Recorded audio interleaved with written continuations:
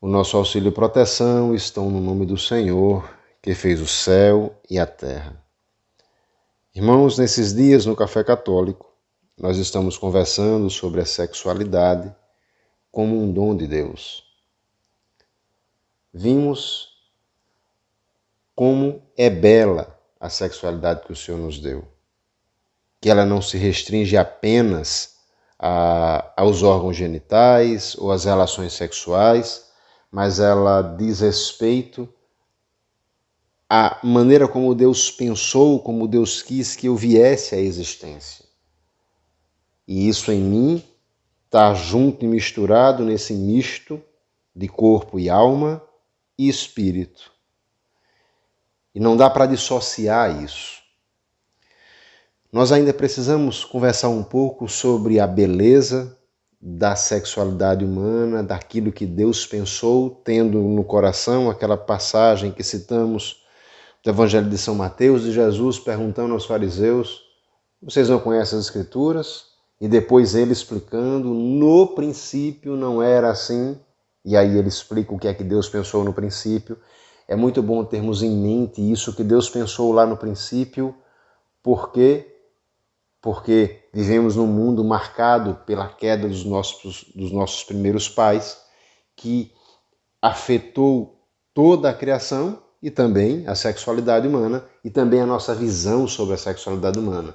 E o que pedimos nesses primeiros passos é que o Senhor limpe, purifique o nosso olhar para que a gente possa contemplar a beleza da obra dele, a beleza da sua criação.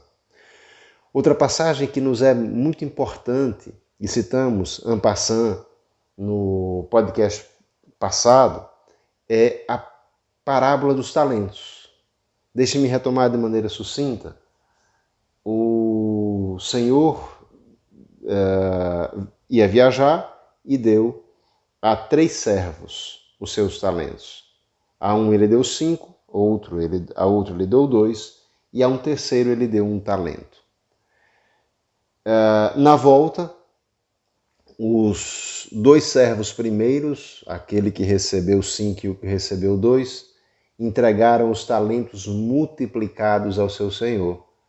E o Senhor o chamou de servos bons e fiéis, e o chamou para se alegrarem com ele. E foi para a prestação de contas do terceiro. O terceiro, que só recebeu 1 talento, dizendo que tinha medo porque o Senhor era severo, escondeu o talento que recebeu. Segundo ele, com medo de perdê-lo, com medo de estragá-lo. E ouviu coisas duríssimas do seu senhor. Primeiro, que o Senhor o chamou de servo mau e preguiçoso. E depois, o Senhor pediu que aquele talento que ele recebeu fosse dele tirado.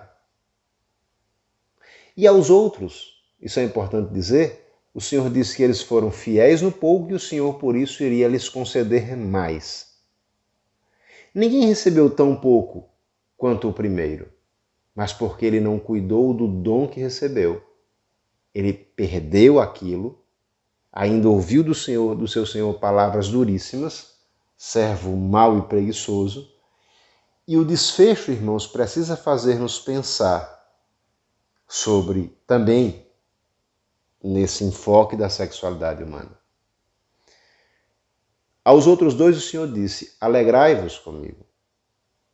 A esse o Senhor disse que ele seja lançado fora, nas trevas, e ali haverá choro e ranger de dentes. Ou seja, não haverá comunicação, não haverá alegria, porque ele não cuidou do bem que recebeu, do talento que recebeu. Entendem como é grave a gente não compreender a beleza, não entender a beleza, não pedir a Deus entendimento, discernimento, ciência para entender as coisas da vida, e aqui nesse aspecto falando da sexualidade, é um dom que o Senhor nos deu. E ele pode nos alegrar ou não, se a gente o enterrar. Ora, é fundamental a gente entender isso.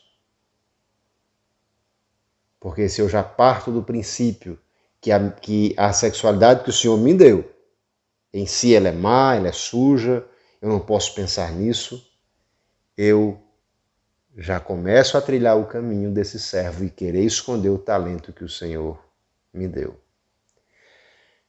É importante entender que nós olhamos a beleza da sexualidade, aqui já é um passo a mais, não apenas dos indivíduos, do homem e da mulher, mas olhamos a beleza da sexualidade desses indivíduos enquanto seres que se relacionam, da relação entre eles, e não primeiramente agora da relação sexual, mas da relação entre eles, de amizade, de amor. Lembremos Gênesis, como o Senhor pedia que nós olhássemos lá para trás. Deus olha para Adão e o que é que Deus diz sobre Adão? Deus olhando de longe Adão. Deus não diz a Adão, Adão é bom, não é bom que você esteja só. Deus observando Adão, ou seja, Deus pensando em Adão. Deus se ocupando com Adão. Deus olha e diz, não é bom que o homem esteja só. Vou lhe fazer uma companhia. Nós somos, por natureza, seres que precisam se relacionar. Nós somos seres comunitários. Nós somos animais gregários. Nós somos seres gregários. Ora, essa relação se dá nos afetos e esses afetos dizem respeito, né, a 3 níveis. Como eu me relaciono, qual é a qualidade dos meus afetos comigo, com Deus e com o outro. E a minha qualidade nos afetos com outros será melhor à medida que a minha qualidade nos afetos, na forma com a qual eu me relaciono comigo e com Deus, também sejam boas, também seja uma forma boa, também seja uma forma sadia. E essa qualidade nos afetos, nesses 3 níveis, comigo, com Deus e com o outro, vai fazer com que as minhas relações sejam saudáveis, as minhas relações interpessoais sejam saudáveis, os meus afetos sejam saudáveis. Por que isso é importante? Toda pessoa que vacila, que tropeça no campo da sexualidade, fatalmente, em 100% dos casos, ela primeiro tropeçou e vacilou no campo da afetividade. São aspectos da pessoa humana. Aí Deus olha para Adão e diz, não é bom que o homem esteja só. Faz a mulher sem a participação de Adão, ou seja, foi vontade de Deus, a tira não da cabeça nem dos pés, mas do meio, porque é semelhante, porque tem a mesma dignidade, e a primeira palavra do homem na Bíblia é uma declaração de amor. A primeira palavra de Adão é, que belo isso, irmãos. Essa sim, carne da minha carne, osso dos meus ossos. Que coisa bela. Olha que coisa bela. Deus não quis para si colocar na Bíblia a primeira palavra do homem ser um louvor a Deus. E cuidado, aqui não tem nenhuma heresia. Aqui é o que São João vai dizer na sua primeira carta. Se dizemos que amamos a Deus que não vemos e não amamos ao irmão que vemos, a verdade não está em nós. Mentimos. Que belo isso, irmãos. Deus nos fez, sim, para si, amá-lo sobre todas as coisas, mas amá-lo em nós e no irmão e no outro. Que belo isso! Essa relação não é apenas uma relação de afeto. Deus não pensou apenas nisso, numa relação de conversa, numa relação de amizade.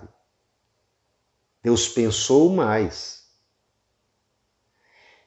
Porque entender a sexualidade humana como belo, repito, só olhando os indivíduos, homem e mulher, e a anatomia, que bom, Deus fez assim, a fisiologia, que beleza, a biologia, mas eu preciso entender que Deus não se limitou a isso. Deus pensou nos afetos e até pela própria anatomia, Deus também pensou na relação sexual. Que belo isso! Quando, também Gênesis, vai dizer os dois serão uma só carne, e Jesus vai repetir isso em Mateus capítulo 19, na passagem que citamos,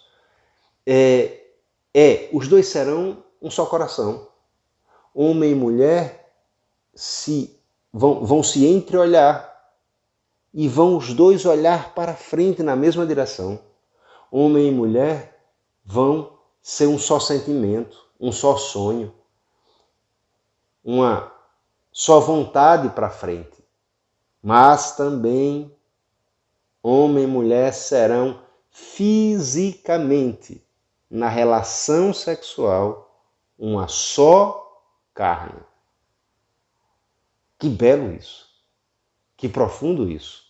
Aqui já abro parênteses de algo que falarei no quarto podcast, sobre o que Deus pensou também com relação aos gêneros, masculino e feminino. Olhando a anatomia de homem e de mulher, nós vemos que essa complementariedade, que esse encaixe do côncavo e do convexo, que essa inteira integração, também física, também anatômica, só é completa, possível, na relação entre homem e mulher. No princípio, é isso que Deus pensou.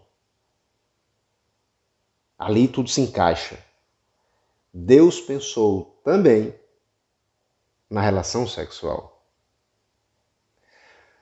Olha, quantas vezes a gente ouviu pessoas dizerem que a igreja dizia, pessoas dizendo que a igreja dizia que a relação sexual era meramente para a procriação. Como se fosse, sabe, algo assim acidental, como se fosse um mal necessário. Não. A relação sexual não é um mal necessário. Ela é um bem desejado, um bem programado pelo Senhor. Que belo isso! Vou repetir. A relação sexual não é um mal necessário. Ela é um bem desejado, programado pelo Senhor. Belo aqui é o que Deus pensou, tá? Não é a construção da frase. Belo aqui é o que Deus pensou. A beleza aqui é a beleza da criação do Senhor.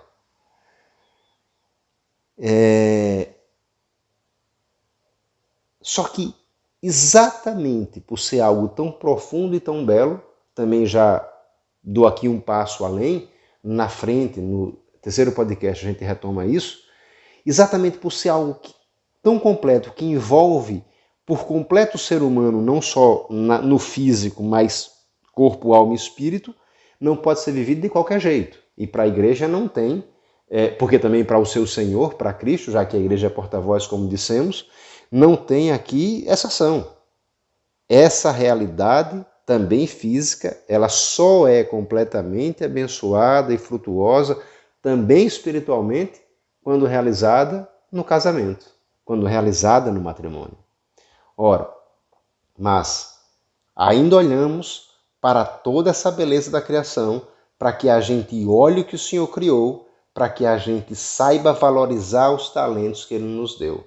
Claro, cada um no seu estado de vida. O celibatário, o casado, o solteiro, cada um no seu estado de vida.